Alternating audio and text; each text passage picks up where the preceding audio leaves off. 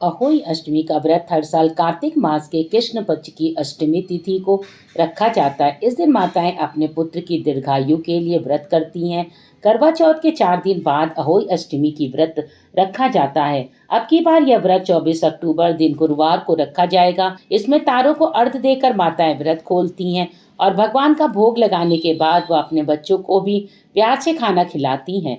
इस दिन माताएं निर्जला व्रत करके अपनी संतान की दीर्घायु के लिए कामना करती हैं और अहोई माता की पूजा करती हैं। अहोई अष्टमी के दिन गोवर्धन में राधा कुंड में स्नान आदि किए जाने की परंपरा चली आ रही है। इस साल अहोई अष्टमी इस साल 24 अक्टूबर को मनाई जाएगी। अहोई अष्टमी का व्रत माताएं कार्तिक कृष्ण अष्टमी तिथि को रखती हैं। इस साल यह तिथि 24 अक्टूबर को सुबह 1:18 पर शुरू होगी और 25 अक्टूबर को सुबह 1:58 पर खत्म होगी। उदय तिथि की मान्यता के अनुसार अहोई अष्टमी का व्रत 24 अक्टूबर को रखा जाएगा। अब अहोई अष्टमी पर तारों को देखकर अर्घ देने का समय शाम को 6:06 से और इस दिन सूर्यास्त 5:42 पर होगा। माताएं अहोई अष्टमी को तारों को जल चढ़ाने के बाद पूजा करती हैं। उसमें गुड़ से बने पुए चंद्रमा को भोग लगाकर स्वयं भी उसी व्रत से खोलती हैं और बच्चों को भी वह पुए प्रसाद में देती हैं। अहोई अष्टमी व्रत का महत्व बहुत ही खास माना गया है। इस व्रत को करने से आपकी संतान खुशहाल होने के साथ ही दीर्घायु भी होती है। हर प्रकार से रोगों की रक्षा होती है। स्त्रियाँ माता बच्चों का भाग बनाती हैं, उनको हर बुरी नज़र से बचाती हैं। इस व्रत को करने से आपके घर में सुख समृद्धि बढ़ती है। आपके घर में बच्चे कैरियर से में खूब तरक्की करते हैं। यह व्रत सूर्योदय से लेकर सूर्यास्त तक रखा जाता है और बिना अन्न जल ग्रहण कर तारों को जल अर्पित करने के बाद यह व्रत खोला जाता है। सुबह स्नान आदि करने के बाद आपको स्वच्छ कपड़े पहन लेने हैं और एक दीवार को पानी से साफ कर कर उस पर अहोई माता की तस्वीर बनानी है। अगर तस्वीर ना बना पाए तो बाजार से कैलेंडर खरीद के उसे चिपका दें। उसके बाद उसको गेहूं का एक पाटा बिछाए लकड़ी का और गेहूं की ढेरी बना लें। एक ढेरी पे आप अपना लोटे का जल और उसके ऊपर करवा, उसके ऊपर कटोरी से गेहूं की कटोरी रख दें और एक गेहूं का ढेर लगाकर उस पर दिया रख दें और माता को दूध, फल और पुए अर्पित कर दें और सारी जो भी धूप दीप जलाते हैं, माला फूल चढ़ा दें, अक्षत रोली से टीका कर दें माता को और मिठाई का भोग लगा दें और उसके बाद अहोई माता की व्रत कथा को जरूर पढ़ें। उससे जो पुण्य होते हैं वो हमको पूरे मिल जाते हैं। एक साहूकार था जिसके 7 बेटे और 7 बहुएं थीं। दिवाली से पहले कार्तिक अष्टमी को 7 बहुएं अपनी इकलौती ननद के साथ जंगल में जाकर खदान से में मिट्टी खोद रही थीं।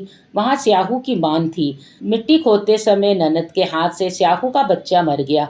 इससे स्याहू माता बहुत नाराज हो गई और बोली, मैं तेरी कोख बांधूंगी। तब ननद अपनी 7 भाभियों से बोली कि तुम में से कोई अपनी कोख बंधवा लो। सभी भाभियों ने अपनी कोख बंधवाने से इनकार कर दिया, परंतु छोटी भाभी सोचने लगी कि अगर मैंने अपनी कोख नहीं बंधवाई तो सासू जी नाराज होंगी। यह सोचकर ननद के बदले में छोटी भाभी ने अपनी कोख बंधवा ली। अब इसके बाद उसको जो बच्चा होता वह 7 दिन का होकर मर जाता। फिर एक दिन पंडित जी को बुलाकर पूछा, मेरी संतान 7वें दिन क्यों मर जाती है? तब पंडित जी ने कहा कि तुम सुरही गाय की सेवा करो। सुरही गाय स्याहू माता की भायली है, वह तेरी कोख खुलवा देगी, तब तेरा बच्चा जिएगा। अब वह बहुत जल्दी उठकर चुपचाप सुरही गाय के नीचे साफ सफाई कर आती। सुरही गाय ने सोचा, रोज उठकर कौन मेरी सेवा कर रहा है, सो आज देखूंगी। गौ माता खूब सवेरे उठी, देखती हैं कि साहूकार के बेटे की बहू उनके नीचे साफ सफाई कर रही है। गौ माता उससे बोलती हैं, क्या मांगती है? साहूकार की बहू बोली, स्याहू माता हमारी भाईली है और उसने मेरी कोख बांध रखी है, सो मेरी कोख खुलवा दो। गौ माता ने कहा, अच्छा ठीक है। अब तो गौ माता समुद्र पार साहूकार की बहू को अपनी भाईली के पास लेकर चल पड़ी। रास्ते में कड़ी धूप थी, सो वह दोनों एक पेड़ के नीचे बैठ गईं। इतने में वहां एक सांप दिखाई दिया। उसी पेड़ पर गरुड़ पंखनी के बच्चे थे।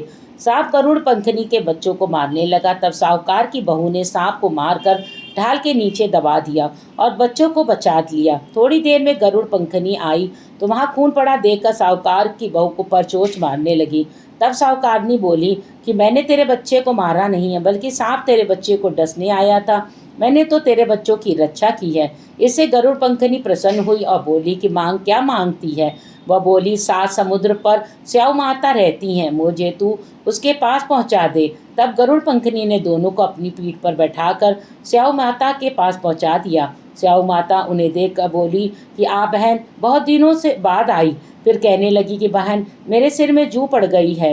अब तब सुरही के कहने पर साहूकार की बहू ने सिलाई से उसकी जुएं निकाल दिए। इस पर स्याऊ माता प्रसन्न होकर बोली कि तेरे 7 बेटे और 7 बहुएं हों।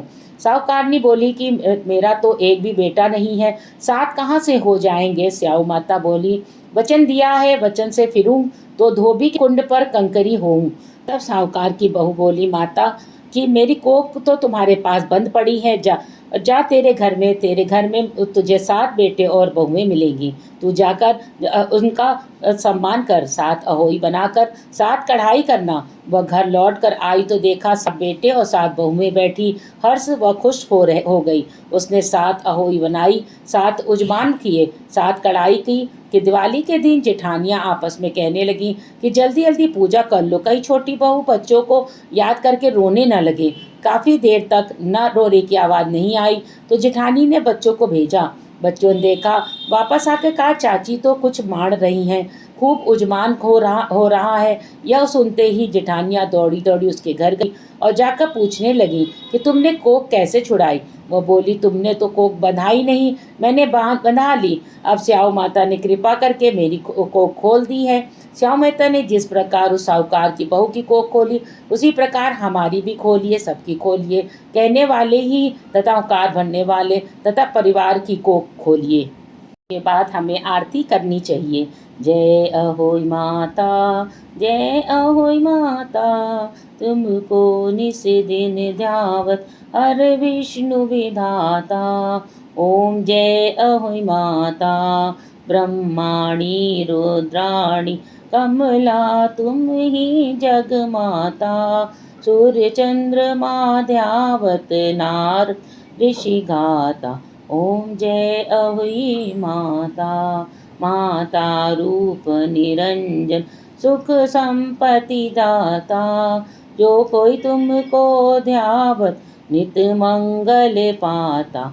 ओम जय अहोई माता, तुम ही पाताल बसंती, तू ही है शुभदाता।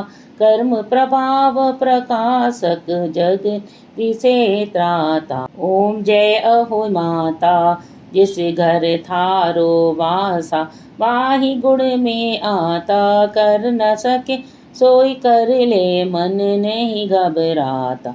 ओम जय अहोई माता, तुम बिन सुख न होवे, ना कोई पुत्र पाता। खान पान का वैभव तुम बिन नहीं आता।